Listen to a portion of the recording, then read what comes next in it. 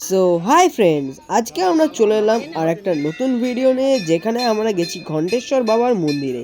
এই ঘণ্টেশ্বর বাবার মন্দির হচ্ছে পানাগড়ের আর্মি ক্যাম্পের মধ্যে উপস্থিত।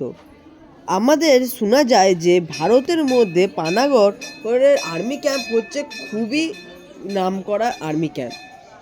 আমাদের এখানে ঘণ্টেশ্বর বাবার মন্দিরে আমরা যাওয়ার পর অনেক কিছুই দেখতে পেলাম।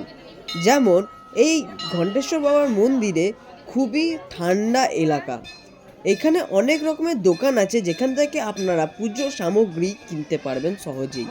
তারপরে এখানে অনেক রকমের ঘন্টাও রাখা আছে, ছোট, মাঝারি, বড়, আরও বড়, টন টন, কিলো কিলো ঘন্টা রাখা আছে।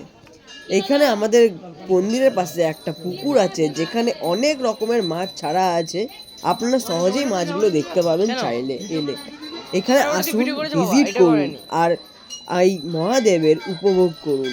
এই জায়গাটা আমি গিয়ে এতটাই মনের শান্তি পেলাম যে আপনাদেরকে বলে বোঝাতে পারবো না। এখানে অনেক কিছু দেখার মতন আছে। তো এখানে আমার মামা আর বাবা বেরিয়ে চলে এসছে।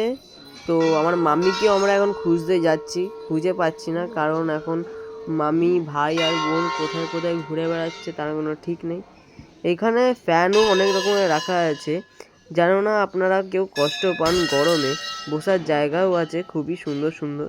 বৈষ্ণব দেবীর মন্দির থেকে শুরু করে কালী মায়ের মন্দির, এখানে সবই আছেন।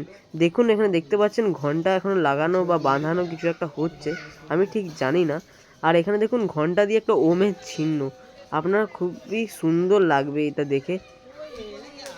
তো এখানে আপনারা দেখতে পাচ্ছেন পুরো বাইরে থেকে আসলে ক্ষেত্রপাল বাবা টেম্পল, এখানে দেখতে পাচ্ছেন বোর্ডে আছে।